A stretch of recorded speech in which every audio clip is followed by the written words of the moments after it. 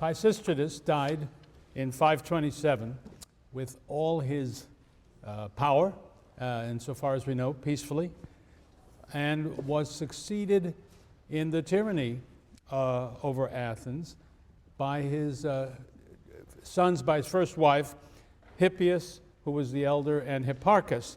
I think it's reasonable to think, it's proper to think of Hippias as the man in charge. But Hipparchus shared a considerable amount of his power and responsibility. At first, it appears that they ruled in the same way that their father had, which was to say one that was moderate and didn't cause a great deal of opposition in Athens. And of course, there always was a certain amount of opposition. We should not forget that. Aristocratic families always vying for their own power and their own position were uncomfortable very often under Psístratus, and different ones, different families got into trouble and were driven out. And our old friends, the Alcmeonidae, got into trouble again, were banished in the time of the sons of Psístratus, and it was necessary to have a battle against them in which they were defeated and driven out. That will play a significant role in the future of Athens quite soon. But I think it's in the year 514 that a very important event changes the course of things. There is a personal quarrel between the tyrants, one of the tyrants actually, and one of the noble young men, which results in a plot to kill both Hippias and Hipparchus, led by two young men who will become known in Athenian lore as the tyrannicides, because in their plot they succeed in killing the younger brother Hipparchus, although they don't get Hippias. They themselves are killed. The plot fails. But its significance, I think, comes in the fact that it made Hippias thereafter very nervous, very concerned about his safety and about the future of his regime. And the nature of the regime, according to tradition, changes, and it becomes very harsh. And there are persecutions of people who are suspected of perhaps plotting or hoping to plot against the tyranny. And that's significant. And it's a characteristic event, as I told you early on, as I spoke about tyranny in general. Usually in the second, and sometimes if they made it to the third, there would be opposition. The opposition would make the rulers nervous. The nervous rulers would then misbehave and create further opposition. And that's the story as it happens in Athens. One wrinkle in the Athenian story is that the Alcmeonidae, who had been expelled from the city, always active, always thinking, got into a position of a special favor to the Delphic oracle when there was an earthquake that badly damaged the temple of Apollo at Delphi. The Alcmeonidae bid for the contract to rebuild the temple, and in the doing of that, they spent some of their own money to make the temple even more beautiful than the contract required, which put them in great favor with the priests of Delphi, and they immediately cashed this favor in the form of seeking their own political advantage.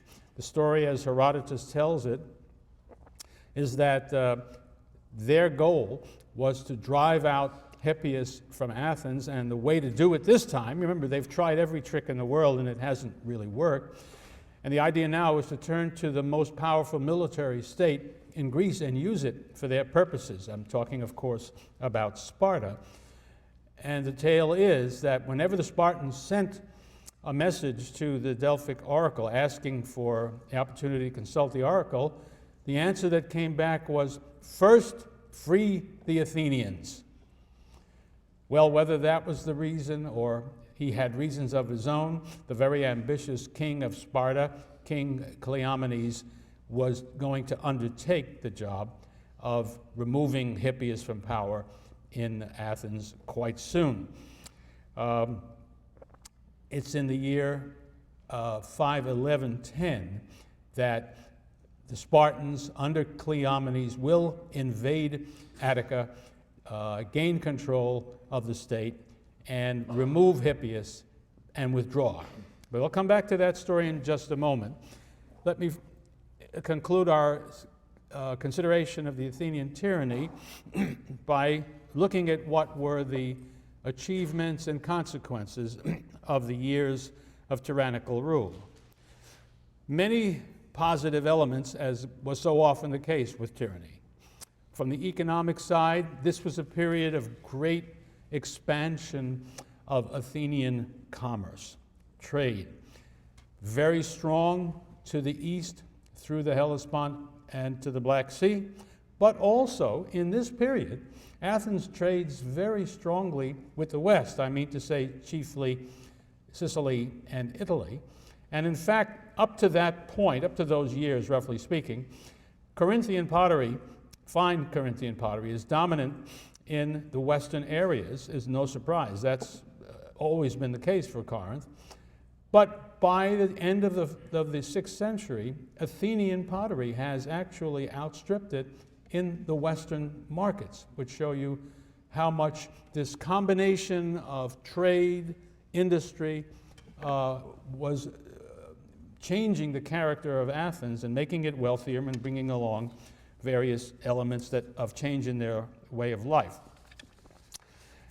Another consequence of the tyrannical experience in Athens was a diminution in the power of the aristocracy. And this, again, the general story wherever we see tyranny in the Greek world. It never erases aristocracy. You never see disappearance of the distinction between nobles and commoners and claims to the aristocracy of birth and descent from the gods. It's always there.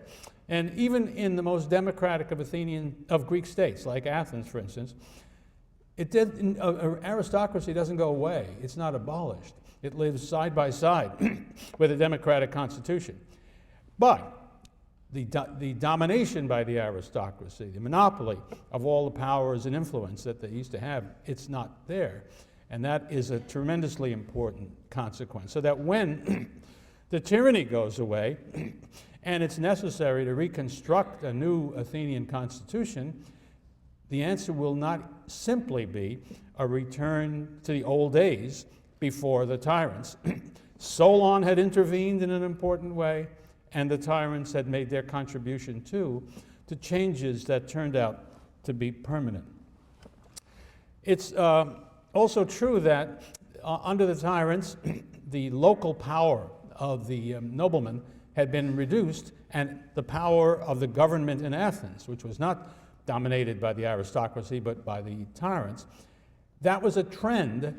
And one of the issues that would have to be worked out would be what would be the relationship between the localities outside of Athens and the city itself. Localism has been damaged but not abolished. If there are going to be new forms of government that take place, one of the consequences, one of the precursors of that will be to further strengthen the center and weaken the periphery, and to continue to strip as best one could the influence and power of the aristocracy, which was mainly to be felt in the countryside, and to increase the power of some other form of government, which center would be in Athens. On the other hand, because of the reforms of Solon, which I remind you, Psístrato and his sons allowed to stay in place, at least in the formal sense, because, therefore, every year, think about it, people were elected archon, people were chosen for a council, law courts operated, all of these things not dominated by the aristocracy, but really, in the case of the magistracies, the wealth was the criterion, remember, ever since Solon, so that people who were not aristocrats but were wealthy also participated in those jobs.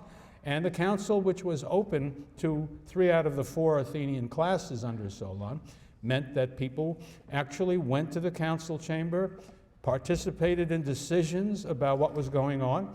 To be sure, they weren't going to do anything that the tyrants didn't want. But 95% of the time, maybe more, the tyrant didn't care.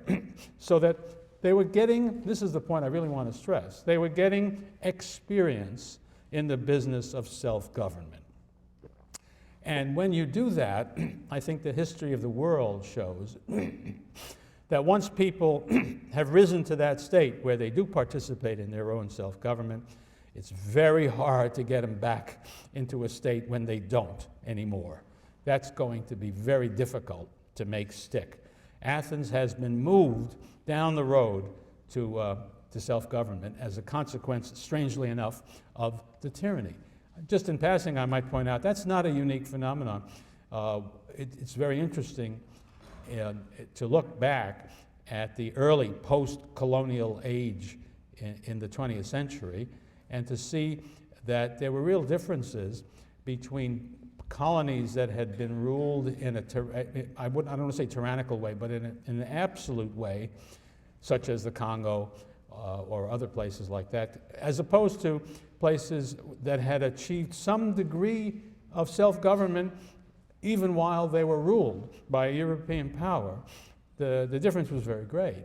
The same experience that I'm talking about now that led to the capacity and a determination to govern oneself was more likely in places where there had been some such thing. India, of course, is a striking example where the Indians had managed to achieve some degree of participation in the government of their own state under the British, who, in spite of all the troubles they've had, have actually produced a functioning, relatively democratic government in that great subcontinent. Well, that's the sort of thing I'm talking about.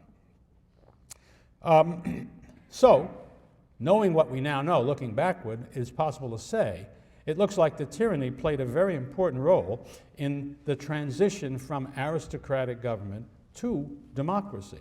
That's not what the tyrants intended. They intended to rule for as long as they could, but it was one of the consequences, as we will see.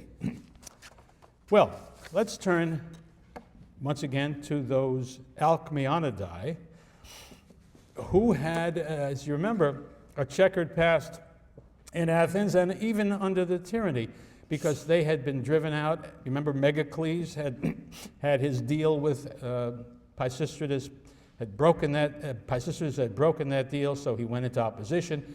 He and the Alcmeonidae were driven out, but they came back because we find Clístenes' name on the list of archons, but then they had been driven out again.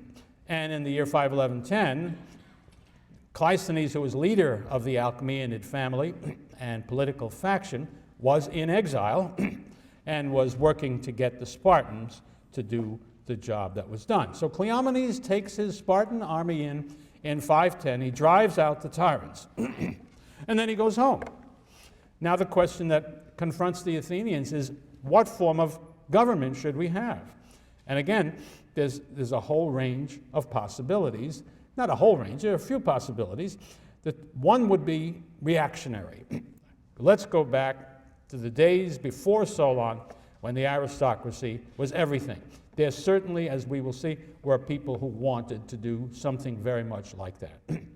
On the other hand, what are you going to do about all these people of consequence who are wealthy and who have made it to the top, but who are not aristocrats? And then what are you going to do about all of these family farmers, of whom there must be more now than ever because of my suggestion that Psístratus had taken away land from some exiled aristocrats and distributed it among families, some of whom were successful on farms and became hoplite soldiers and independent farmers. They're not going to enjoy being put back to a position which was worse than they had under the tyranny. Because under the tyranny, they were sitting on councils and participating in these things, sitting in courts, and now that they were going to be all this was going to be taken away if the reactionary aristocracy had its way. That was really what the contest was, I think. Should we continue with the Solonian constitution, only without tyrants, or should we go back to an aristocracy? And the contest for how to decide that was done in the usual old-fashioned way. That is to say, in the contest for the archonship. The candidates of holding one view ran against candidates holding the other view, and that's where the matter would be decided. But they went at it in the old way. That is, the decisions were being made in the political clubs that belonged to the aristocracy. In other words, how we're going to do this was being fought out among the aristocrats, not among the public at large. And in that contest, Clístenes, who stood for the more moderate, for the Solonian, let us say, approach, as his family had always done, lost. The winner was a man called Isagoras, an aristocrat. They were all aristocrats, of course.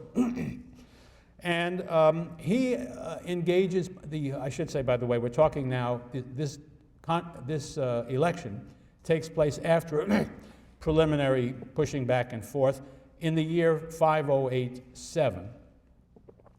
And his victory means a victory for the reactionary program. And one of his first actions is to establish still another council, not the council of 400 that Solon had established, but a new council of 300, and it was to be made up only of aristocrats. Second, very interesting, and it turns out very important change introduced by Isagoras was to scrutinize the citizens' list and then to remove from that list lots and lots of people who were deemed to be, I guess to say, illegally enrolled in the citizen list. They were now going to impose retroactively the traditional criterion for Athenian citizenship. Is your father an Athenian citizen? But we know that Solon had already broken through that by permitting people to come to Athens and to acquire citizenship if they had the necessary skills, and there surely had been a fair number of those. And we are told that the Psístratids had done the same thing for pretty much the same reason. So over a couple of generations, you had foreigners coming to Athens and acquiring Athenian citizenship and undoubtedly using it, who were now going to be disenfranchised and driven from the citizen lists. Now, that made for quite a few discontented people in Athens. If you pick the moment after which Isagoras has accomplished these two things, that is, establishing the Council of 300, which is obviously going to be the governing body in Athens, an aristocratic council, and driven X number of people from the citizen lists, then all of those people are going to be very unhappy, and very likely they have friends who are also going to be unhappy. So you have a situation which is by no means calm and settled, but it might have settled down as people, as they usually do when things are unavoidable, when there is no real option, nobody is making a different case. They would have just gotten used to things, I suppose. But now Clístenes decides to do things differently. He does not accept his defeat as he would have had to do in the old days, having been defeated in the aristocratic contest. Instead, in the words of Herodotus, pros hetyrizetai ton daemon, he brought the people into his political faction. The root of that first word, prosaridzetai, is hetyria, which means a club, a political club, a collection of companions. That's the name for these aristocratic societies. And Clístenes broke the rules. He went out there beyond the aristocratic circle and he recruited people. You become part of my political faction. Well, why should they? Because he had a program that was contrary to the one pursued by Isagoras. It's one that will result, when it is successful, in the establishment of what pretty much everybody agrees was the first Athenian democracy. The reforms that he proposed then, we have to imagine he actually went around and electioneered. That was not done before that, and persuaded people to support him in his programs. And then he put his programs through. Well, where did he put these programs through? He surely couldn't have done that in the Council of 300. It would never have passed, and I'm sure he didn't try. Instead, he acted, I think, as though there was no Council of 300. He did what you would have done if you wanted to propose a bill prior to that. You would go to the assembly, which was the Solonian assembly, and which had the right to pass laws. No doubt, it only passed laws that the Psístratos wanted, but it was not something new. It was something people were accustomed to, and he went to the assembly, and he proposed his laws, and they were passed. Well, Isagoras still had the whip hand, and he wasn't going to sit still while that took place. And so, using the force at his disposal, he drove as a matter of fact, the force that was at his disposal was that of King Cleomenes and the Spartans, who came back again when called back. No doubt what Cleomenes had in mind when he did what he had done originally, driving out the Psístratos, was the establishment of an aristocratic republic in Athens with his friends being in charge. That's what the Spartans typically would do if they could. So he was shocked and annoyed, I'm certain, when he hears his friends have been somehow pushed out of power and some newfangled kind of a government that lets ordinary people participate has been instituted.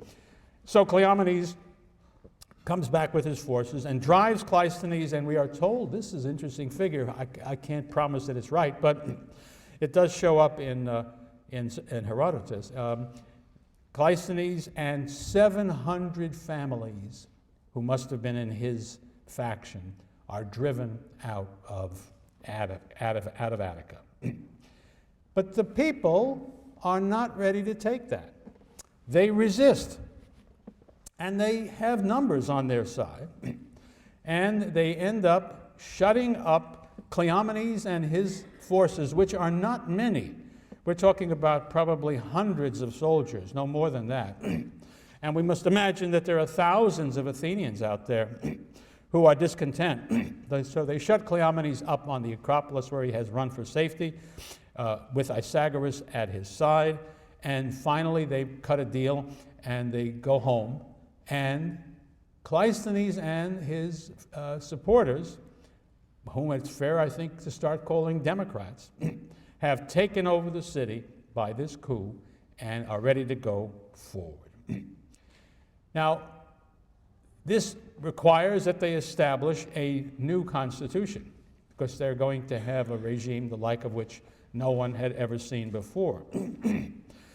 But in trying to understand this constitution, and it's not easy, the ancient sources tell us a lot about it, but it's not perfectly clear what's in everybody's mind as they do what they do. Motives, purposes are not clear, as you'll see in a moment. But anyway, what I want you to fix on is this. Don't imagine that what's taking place here is even anything like the American Constitutional Convention in Philadelphia, where a bunch of delegates have been selected from here and there, and they all sit and argue with each other over the hot summer, and finally come up with various plans. It's better, I think, to think, if we're using historical analogies to help us, as of course there is nothing better than that to help us. Think of the French Revolution. Think of the convention, where the mass of the people have gained control of the situation after driving the king from his throne, and after really putting aside a more aristocratic council that came before it. And they sit down with radical people running around, ready to kill people.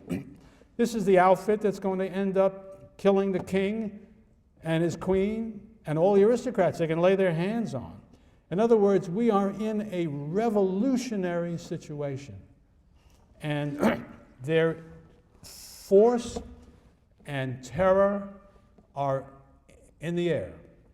And everybody is fully aware of the danger of this, that, and the other thing, and of some dangers that probably don't even exist. We are in a situation that resembles civil war, that could be on the brink of a serious civil war.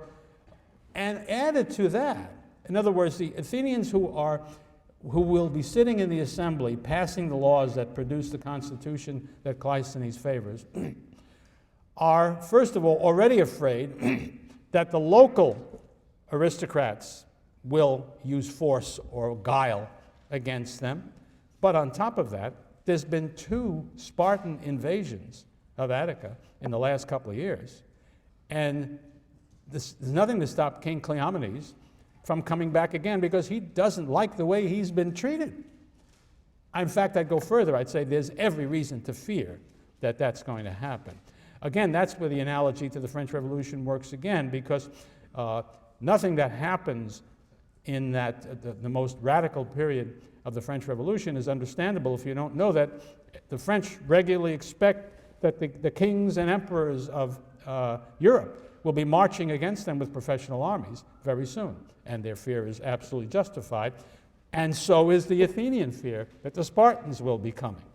So it's in that hot environment where fear is all over the place that this new democratic constitution will be shaped.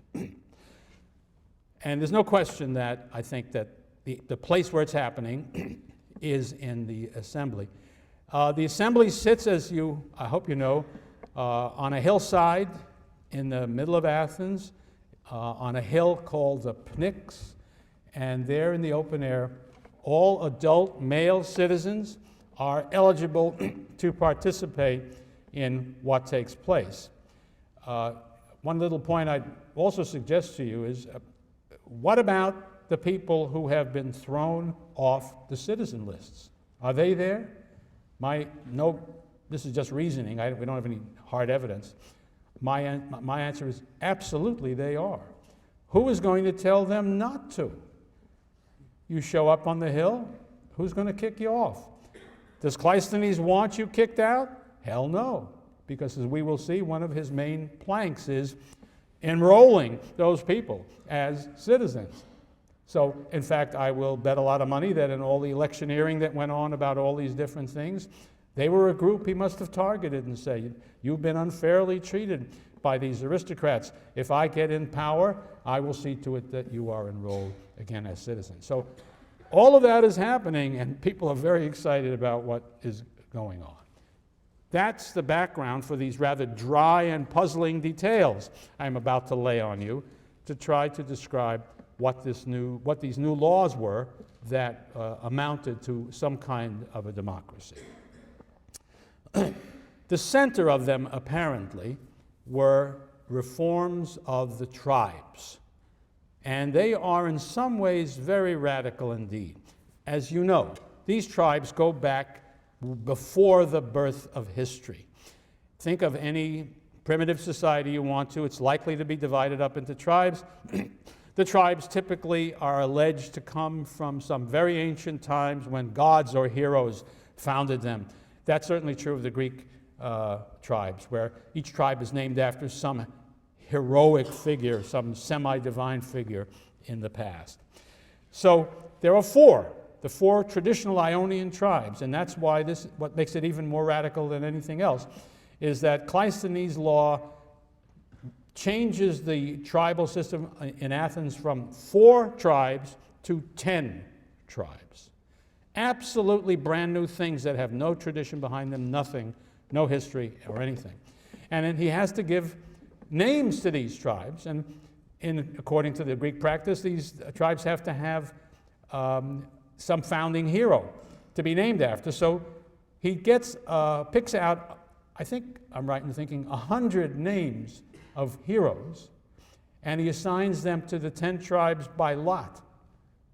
And now we suddenly have 10 new tribes. Now, I mean, if you can try to think yourself back to a tribal society and think what a disruptive thing this is. All my life, I've been a member of the tribe named after Ion, and so have my ancestors, and so my ancestors. No more. He's not around anymore. There's a new tribe that was just invented that I'm a member of. So that's a very surprising thing. But that's not the end of the story. Each tribe now is divided up into 3 parts. The word for a third is tritis, and the plural is trities. And here's the point. Each tribe has one of its trities in and around the city of Athens.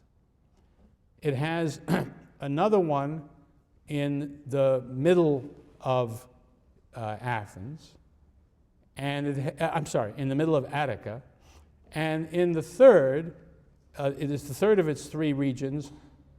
Of its 3 divisions will be in the region called the coast, the Paralia. So every tribe is geographically distributed across all of Attica in this way. That is something quite new. In the old days, we have to believe that the tribes were geographically separated, 4 regions, 4 tribes. The city region, the coast region, and the midland region, each one of these regions has 10 trities, 1 for each of the 10 tribes. Now, let's take it a step further. The trities themselves are formed of units that are called demes in English. That's D-E-M-E-S. The Greek word for it is very confusing, is demos. Now, the demos is this deme, this political unit. It also means a village. It also means the whole Athenian people. And it also means only the poor Athenian people. So there you are. But in the context that we're dealing with it here, we mean these units that are geographical and have a constitutional function. There is, however, even here, there's a certain amount of confusion because some of the demes are actually made up of an original village. They don't mess with that. A deme is the equivalent of, in other words, a deme is a deme, the 2 different meanings of the word deme. Other demes for the constitutional purpose are made up of a number of villages. So there would be a lot of these old demes placed into the new constitutional deme. The idea, however, is that every treatise must be of the same size in terms of population, because they have your whole idea is to get each tribe to be numerically equal, and that's one reason for that is because the tribes will be the regiments of the Athenian army. You line up and fight in your when you're called to fight in the army, in accordance with your deme, which is located in a certain treatise and which becomes a regiment. Your tribe is a regiment of the army. Now, they get this straight. Now, the demes are unequal in population, but the trities have to be equal. So that tells you have to have multiple demes in some and just 1 or 2 or a few in another. All right.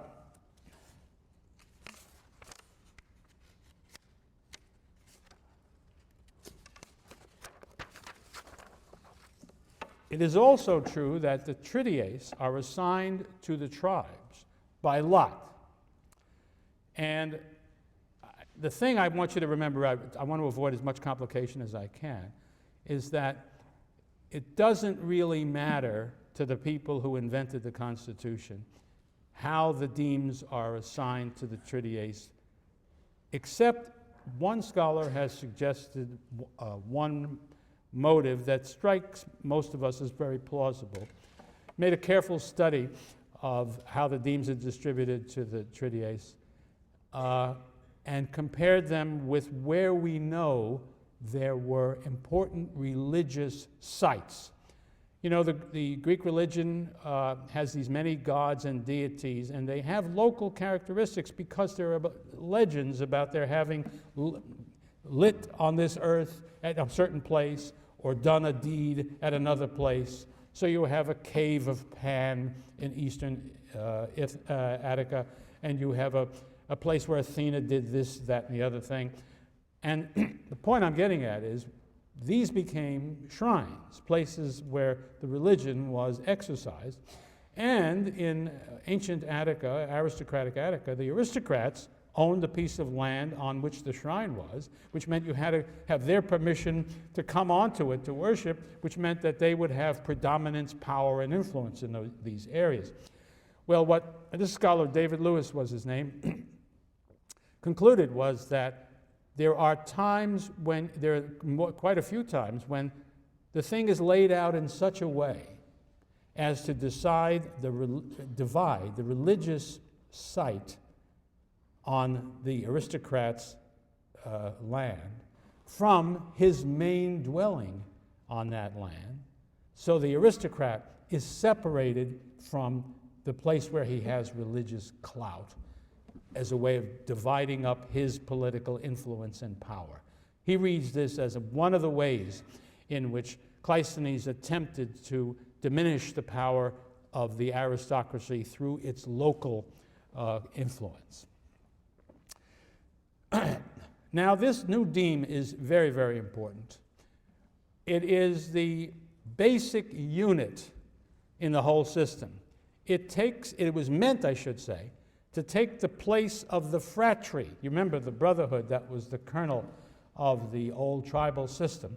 It was meant that the phratry, that the deme should be the basic thing. For instance, one of the most important things was that your citizenship, according to the laws of Clístenes, was no longer to be ascertained by going to your phratry, but each deme would keep an official roll of the citizens in that deme. So when an Athenian boy is born, and when he reaches a certain age, you have to take him to the deme and register him, and now he can be an Athenian citizen. Well, this was one of several things that we see in Clístenes' constitution in which the intention could not be carried out. That is, the phratry and the notion of the phratry as the core of such things was never abolished. It would have been out of the question to abolish it. It had too many religious associations, and it never really lost its place in the Athenian mind. Yes, your official enrollment as a citizen was in the deme, but there was still a tremendous allegiance to the phratry. So it didn't have its, and the phratry was still run by aristocrats. So it didn't have its full effect. The deme elected an official called a demarch. We might call him mayor or whatever the local official is called. Selectmen, we say sometimes still in Connecticut, holding to our colonial traditions. And the deme is also given religious functions and religious rights because everybody knows that religion still is potent, even if you're engaged in a revolution in Athens at the beginning of the 5th century.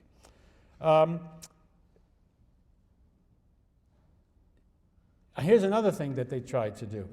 Clístenes tried with a law to change the way in which an Athenian was officially designated. It used to be, before Clístenes came along, you ask a man, "Who are you?" He would say, "I am Clístenes, the son of Megacles."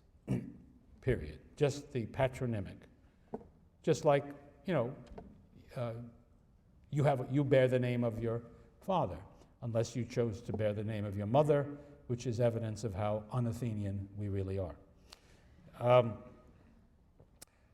So that's the way it was. But under the laws of Clístenes, henceforth, citizens were to be designated not as Clístenes, son of Megacles, but as Clístenes from Allopeki, which is to say, his deme. He was to be the citizen's name and his deme name.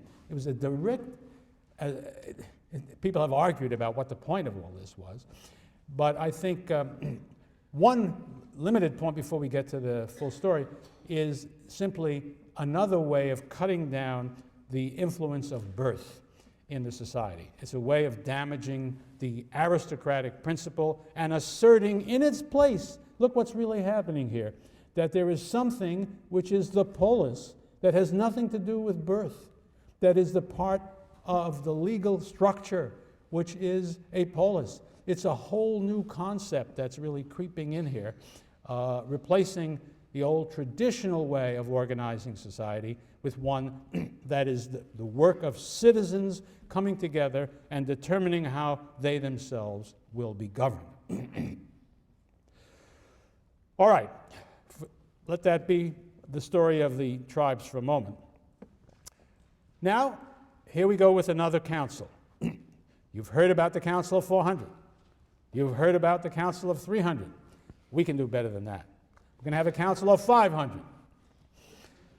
It will be the council that is the democratic council for the remainder of the history of the Athenian democracy, with the exception of short periods of oligarchic rebellion that remove it, but it comes back when the democracy does.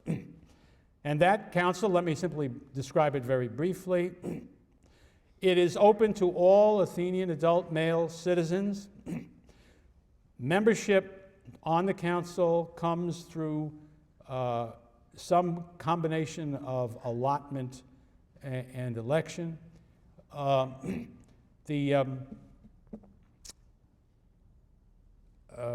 point of it is that an assembly of thousands is not well equipped to conduct all kinds of business that has to be conducted for the state, and even its own business. You need a smaller group to prepare the agenda for a full assembly meeting. And so that was the function of the 500. It is, and this is very important, one of those very democratic elements. The assembly, of course, is totally democratic because all adult male citizens participate if they wish. But you can easily get around that in some degree if you have a council or a little group that actually determines what's going to happen. From the first, it wasn't so. The members of the council had to be, the council itself was as democratic as the assembly. And so we'll come back to that council later on, but there it is in place. Another thing that happened, not in 5087, but a few years down the road, but still in the same period, was that by now the army of Athens, which originally had been led simply by the polemarch, the archon who was chosen for the military leadership, had given way to generals who commanded the different tribes. And it used to be that each tribe elected its own general. But in the new system now, each tribe, the entire people elected the generals for each of the tribes. In other words, the 10 tribes still had a general apiece, but the entire population elected him. Usually, he came from the tribe that he was asked to command, but not always. And again, this, you can see what the point of this is. It has the same characteristic as so much of what we are describing.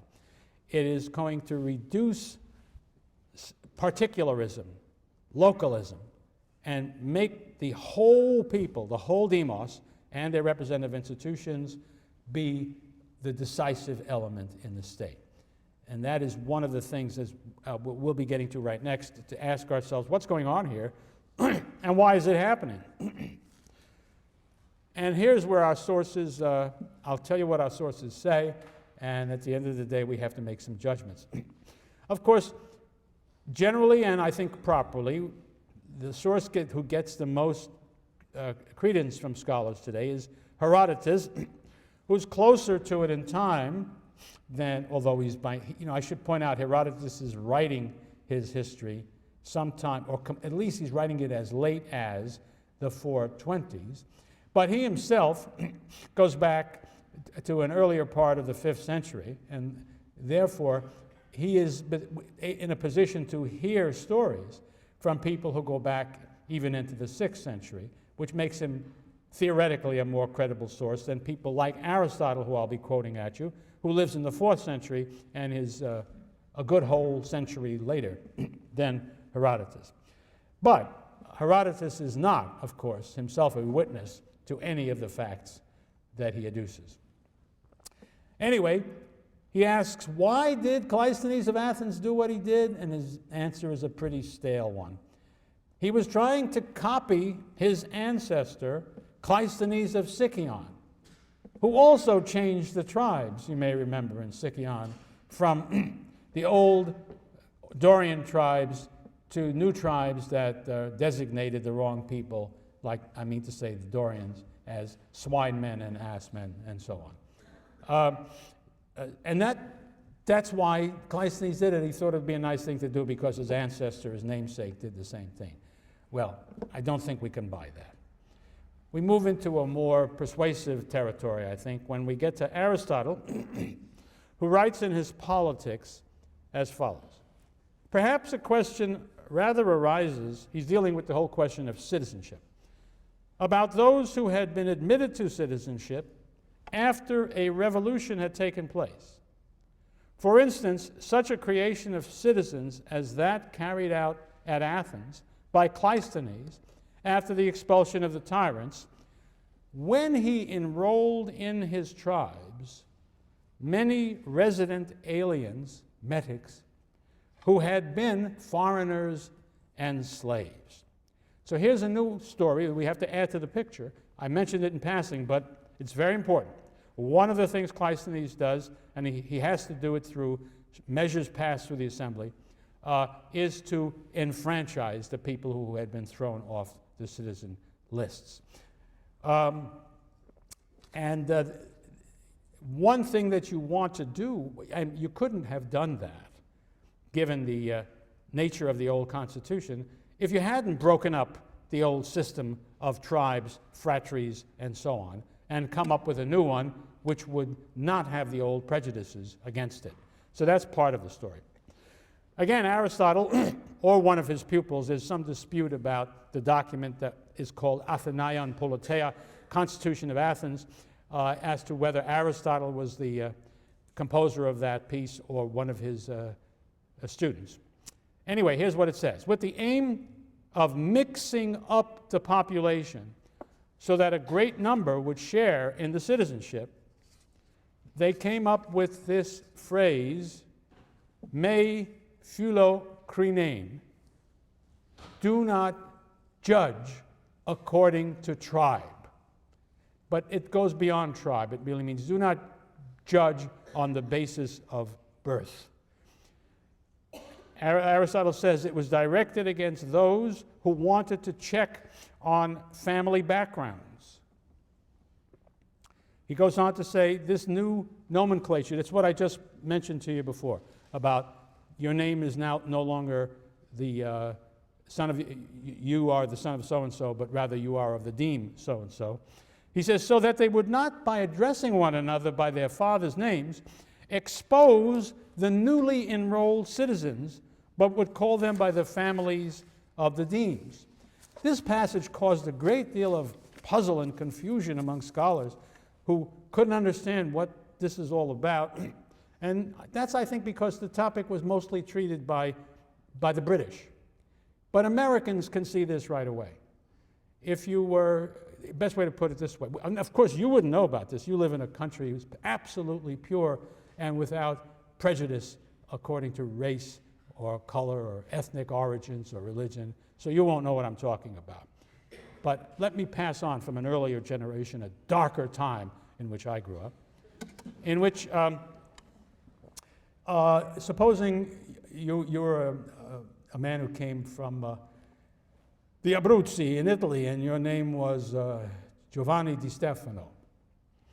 That was fine in the Abruzzi. But in America, there were people who didn't have a high opinion of people with such a name. and were likely not to be opening their doors or homes to people like that.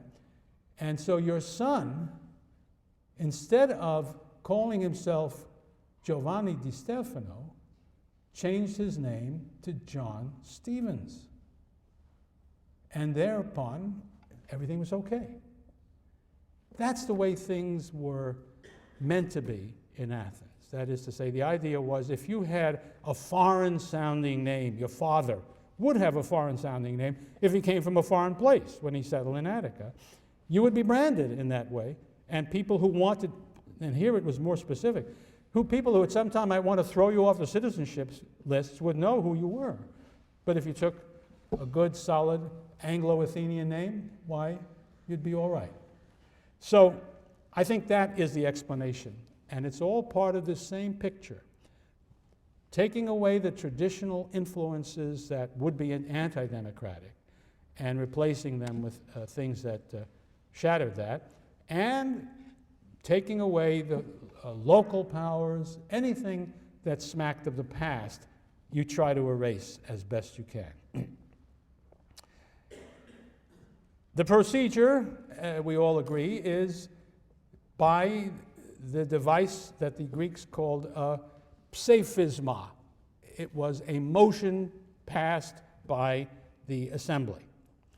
And it comes to be the standard form of legislation in the Athenian democracy. The plural of psephisma is psephismata. Now, the scholar who I was alluding to a few moments ago, Lewis, he's got the general picture right. He says we have to understand all of this was passed on the assembly in a mood of great excitement and fear and anger, a revolutionary situation in which he imagined, alluding to the revolution in St. Petersburg in 1917, that they are getting up and shouting, "All power to the 10 tribes." To those of you who were not in St. Petersburg, what they were shouting was all power to the Soviets. But I think he's wrong. It wasn't about the 10 tribes. The 10 tribes weren't the issue. I think if they were shouting, and I guess they were shouting all power to the ecclesia, to the assembly. That's where decisions were going to be made in the future. But I do want you to take seriously the notion of the making such a claim and doing so in heated circumstances that are revolutionary, because without that, it's inconceivable that what happened would have happened. And let me go back to the boule. It was elected by lot from proportional representation in the demes, all Athenians. The Greek word for preparing legislation for an assembly is probouleusis, and such a group is called probouleutic. That is, it prepares legislation. The chances are that this council was more powerful and had more independence when it was invented than it would later on. That's just a guess, but you know, you're at the beginning of something. You're still living in a society in which class distinctions are very clear and very sharp, in which the idea of the ordinary citizen taking things into his own hands is new and scary. I think there would have been a lot of deference paid to the individuals who came from the higher classes, and I would guess that they would have been on the list, preliminary list, that was elected before allotment selected among them, and that when they proposed something to the assembly, it would be given greater greater influence on what happened subsequently than would be true. When we get down to the full-scale Athenian democracy in the time of Pericles, forget about it. The boule is the servant of the assembly, without question. The assembly can, if the council sends in a proposed law in certain language, the assembly can vote it down, or they can send it back to the boule and say, no, we don't like those words, change the words into this direction and send it back to us. That's the way it was in the full democracy. My guess is it wasn't that way in the year 505. I think it probably was meant by Clístenes to be a bit more conservative without being, of course, in any way reactionary. Now, what is this all about in the largest sense? Lewis suggests that there's something here that is personal and political, and I think he's right. One of the elements that he suggests is these demes were not assigned to Tritias accidentally, as I've suggested already, but were carefully laid out not only to deprive noblemen of their undue influence, but he thinks probably to help Clístenes and his Alcmaeonidae to have a powerful voice in as much of Attica as he possibly could. Why in the world would anybody doubt that? That strikes me as being so, I mean, that's what people do when they have the power to help themselves politically, they do. I would guess, in other words, Clístenes was thinking of his own political position in part. Again, we don't have hard evidence for this, but just a reasonable suggestion. Now, the other thing is, we have to, I think, believe that this whole program of reform was supported by what we have been referring to all along, the hoplite class, these independent farmers. They are the ones who are most numerous. They are, I mean, among those who will be politically active. Also, they are, of course, the defense of Athens now. They have to be taken very seriously, and they are not about to allow themselves to be cut out or to have their own influence diminished by things that are hanging over from the days of aristocracy. And so I think we should think of this, most scholars, I think just about everybody does, they like to designate this Clysthenic democracy, this first democracy, as a hoplite democracy. And saying that the hoplites were in means that to some considerable degree, the poor are out. The chances are very great, I would say pretty certain, that the majority of citizens, the majority of Athenian citizens were not hoplites. They were Thetes.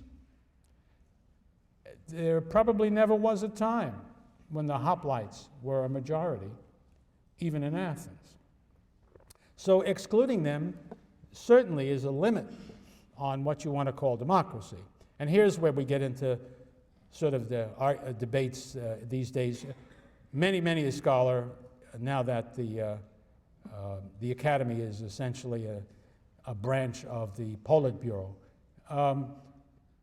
will want to denigrate ancient Athenian democracy and to suggest it really wasn't democratic. Well, there are 20 million ways you can do that. You can talk about the fact that it excluded women. You can talk about the fact that it,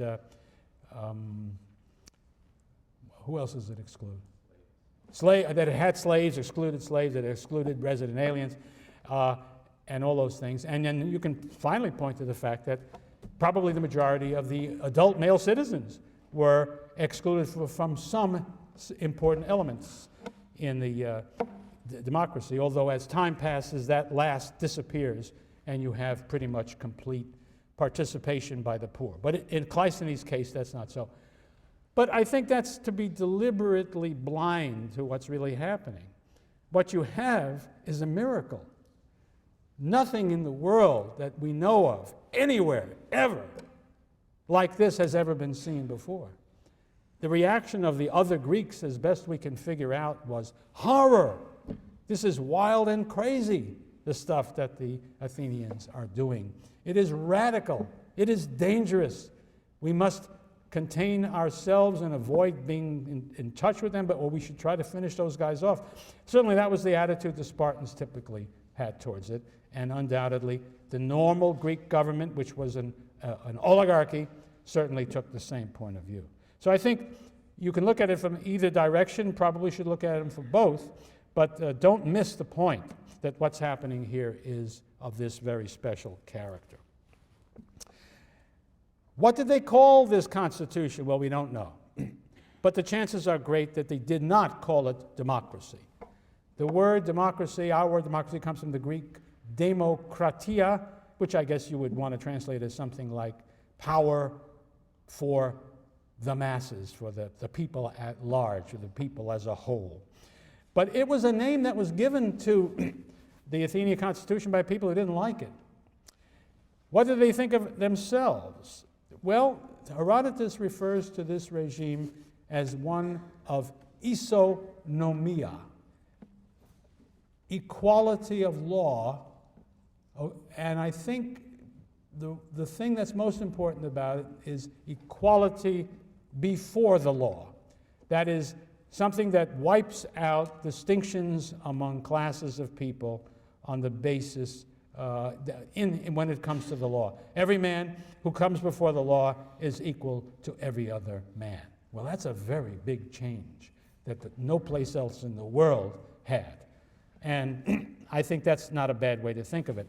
And one of the principles that belong from the first to this democracy, and was maybe as crucial as anything in characterizing it, was what they called isegoria, equality of speech, really. It meant equality of the opportunity to address the political body, meaning the assembly. Every Athenian male from the first adult who, regardless of what his money rating was, of his class, whether he was a feet or higher, everyone had the right to speak in the assembly. Now, this had been a right that was limited, of course, to aristocrats in many cities or to the wealthy in other cities. But we know from some of the poems in the 6th century, it was prized as the evidence that an individual was a free man as opposed to a slave. He could get up in the center, that was the term they used, of the town, meaning wherever the meeting place was, and then speak his mind and also try to persuade his fellow citizens to do as he thought best. We should not take this lightly. In our world, where we never imagine ourselves in such a situation, it's hard to grasp. But actually to think, if I want to, I can get out there during the debate that's going to decide what happens, and I can say what I have to say. So freedom of speech, very, very central to the Athenian idea of self-government. The role of the boule in place of aristocratic councils enhances the democracy. On the other hand, things did not happen that you might think would happen. Nothing was done in the sphere of the economy. There was no change in Solonian classes or privileges. You still had to have a certain amount of money to be elected to the top things in the state. The Areopagus was left untouched, remaining a collection of former magistrates, all of whom had been aristocrats. The phratries, the home of aristocracy, were left intact.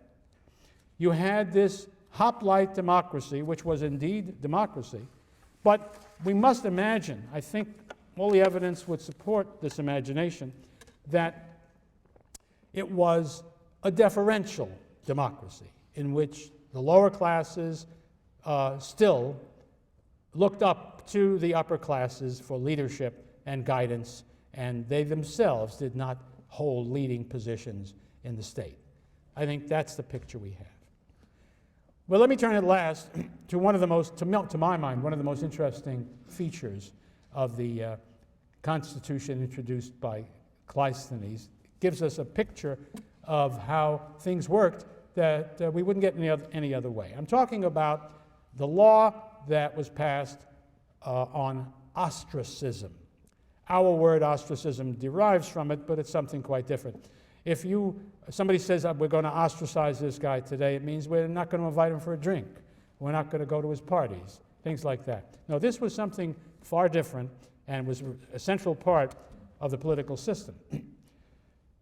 Let me begin by simply describing how it worked. Every year, let us say in the month of January, that's the way the Athenian calendar would have made it come out more or less typically, a vote automatically came up, a question came up in the assembly automatically. Nobody had to move it. It was an automatic thing. The question was, shall we have an ostracism this year?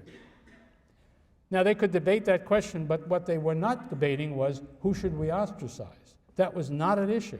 The only question was, should we have one this year? And if a majority said yes, then they would go on. If the majority said no, that was it. No ostracism that year. But supposing a majority had voted for an ostracism. Now we go to roughly the month of March. And let's go down to the center of town, the agora, which is the marketplace, which is the political center, which is where people go to talk and all those things. That's where the action is. And for that day and that day alone, the agora is fenced off, and there are 10 gates in the fences, one for each tribe. And every citizen who wishes goes with a piece of broken pottery. Someone has described it as the scrap paper of antiquity. And with whatever you could get, piece of glass, a crayon, or whatever, you would simply write the name of a man that you would like to see ostracized that year. You would go to the gate. There would be some people at the gate who would identify, are you really a citizen, where you come from, all that. You handed in your ostracon, and you went inside the agora, where you stayed until the voting was over, so that you couldn't come back and vote again. They were cleverer than the people of Florida are today. So now it's over. The time has come. And what they do is they divide up all the ostraca that have been cast. And they don't divide them up, I'm sorry. They put them in a big pile and count them. If there are fewer than 6,000 ballots, nobody gets ostracized.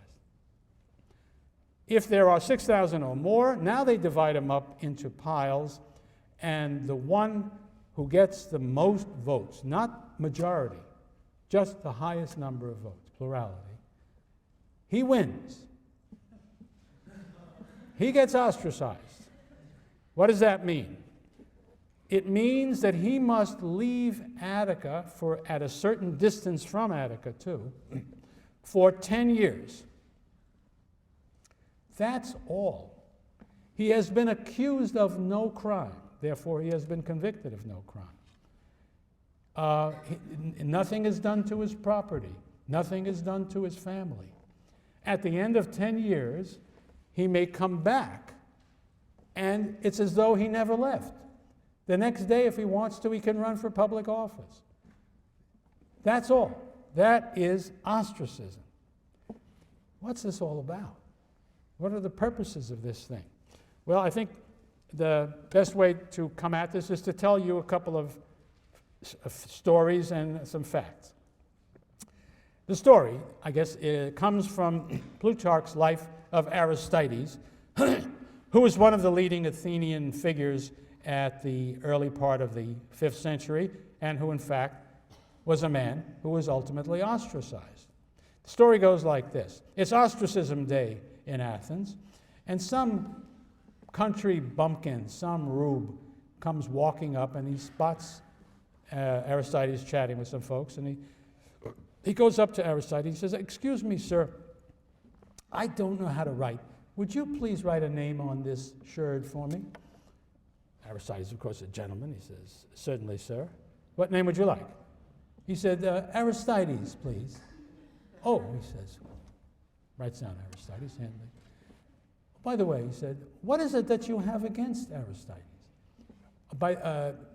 I should have told you that Aristides had earned the sobriquet, the just, Aristides the just. So the guy says, what have you got against Aristides? "I have nothing against Aristides. I've never seen the man, don't know him. I'm just so damn tired of hearing him called the just." The point of that story is to illustrate Plutarch's point, is that the system of ostracism was just a piece of silly foolishness that you would associate with democracy, which just allowed the jealousy of the ordinary man for superior people to determine what's going on. That's the message that Plutarch gets from that tale. Here's another piece of information that's not a tale. I think it was about 1937, 38. An American archaeologist was working up on the north slope of the Acropolis, and he came upon a well. He dug into the well, and out came 191 inscribed potsherds, ostraca, with but one name written on all of them, and that name was Themistocles, who we know was a participant in a batch of ostraca in the 480, ostracisms in the 480. And careful analysis of the handwriting indicated that these 191 ostraca were inscribed by 14 hands writing them. It begins to sound familiar to you guys, I suppose. It's the best guess of everybody who studies these things is that we do not have here the remains of a collection of voters who voted and had their votes counted, and then these came up, but rather that these were votes that never were cast, actually. So what's going on here? Now, I turn from my attempt at a factual account of what happened in the past to fiction. The rest of this is my imagination. And we find ourselves down the middle of Athens the day before the ostracism. We are in the home of John the Potter, who is a charter member of the Aristides Political Club. And what they are doing is sitting about chatting as they incise or paint the name onto a ostracon. The name is Themistocles. Next day, down there outside the Agora, various country bumpkins and others wandering into town, and you step up to one of them and say, perhaps you would like to vote in the ostracism today, sir. I can save you the trouble of inscribing your ballot. Here's one right now. I think this is pretty good evidence that we're talking about organized political activities, which in fact I think totally squares with what we know about the purpose of ostracism. I should tell you one other thing, that Thucydides himself says something very important about this. He says ostracism was brought about because of the fear and the insecurity that the Athenians felt about their democracy, that it was in constant danger and that they needed something to help them. That's the context in which he views it. Plutarch, as I say, has a more general story, the envy and jealousy natural to democracy. You must realize that hardly anybody who ever wrote anything in antiquity had a kind word to say for democracy. It's a bad thing from the standpoint of most of the authors of antiquity. But Thucydides was there while ostracism was a reality, as opposed to Plutarch, and I'm sure he is right. Let's look, first of all, at the moment when ostracism was invented in the time of Clístenes, and before we move beyond that. What's the situation? Clístenes and company have just brought about this unique, amazing, and to the rest of the world, dangerous coup d'etat, and invented this new, wild, crazy kind of government. They know that the Spartans are furious, and they expect they're going to come down anytime. They also know that in Athens, there are people who don't like this new government. Some of them are the heirs to the old aristocracy. Some of them are aristocrats themselves. Others were very happy in the days of the tyranny. In fact, there are still relatives of the tyrants, eminent ones, who are still in Athens. In other words, they have to fear betrayal, they have to fear internal hostility, they have to fear people who might start a civil war, at the same time as they have to be afraid of the Spartans coming up the road. And we know, because in a few years this is going to happen, they have enemies of other neighboring states. Corinthians, the Eretrians, others will, Boeotians, Thebes. Within the next 5 years, they will have invasions by those people as well. That's their situation. What are they afraid of? They are afraid that there will be treason inside the city, which will help invaders or simply turn the city over to them. Well, then why don't they just lock these guys up? Well, in the first place, they probably haven't done anything yet, and you couldn't make a case against them. On top of which, you really don't, if you're Clístenes, you don't want to treat all of these people as though they are the enemies of the new regime. They are, in fact, natural opponents. The friends of the tyrants and the old aristocrats, they're on opposite sides of the argument. Why would you want to put them together by assaulting their leaders? A smarter thing would be to try to win over one faction to support of your side at the expense of the other. And that is my guess as to what is another explanation of what's happening here. So here's another piece of fiction I want to throw at you. I imagine that Clístenes stops by at the house of Hipparchus, the son of Carmus, who is a relative of the Psístratids and who would be looked to as the leading figure in that faction.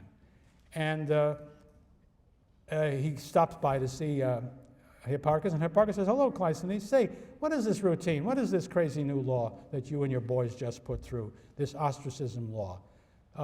I hear in the streets that it's aimed at me as the leader of the old tyrannist faction. What is that?" Clístenes, I imagine, would say, "No, where did you get a crazy idea like that? I mean, you're a swell fellow. I'm only against these terrible aristos out there and their Spartan lackeys who are going to take away all the people's rights. And I know you wouldn't want that to happen. That wouldn't be good. That's not like you." So, of course, I can see your point. I can see you are alarmed. I can see that people might say, gee, those old Psístratus people might be trying to overthrow this new democracy and bring themselves back. I know Hippias is over there in Persia, supported by the king, and maybe people would think you're for bringing him back as a tyrant. I know that would never be in your mind. But I tell you what you ought to do. Why don't you come over to my side, and I'll see to it. You know, I have friends. I got a lot of friends. I could do you a favor. You do me a favor, I could do you a favor. I could see that I would just kill that rumor and everything would be very happy. Next day, all is well. And I think there's considerable evidence, I don't have time for it now, not certain, but evidence suggesting that Hipparchus came on board and became part of a coalition that ruled Athens for decades after that time. And so, that year, there was no ostracism because there didn't have to be an ostracism.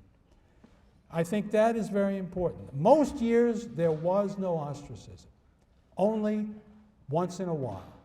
And every single person that we hear ostracized was a leading political figure.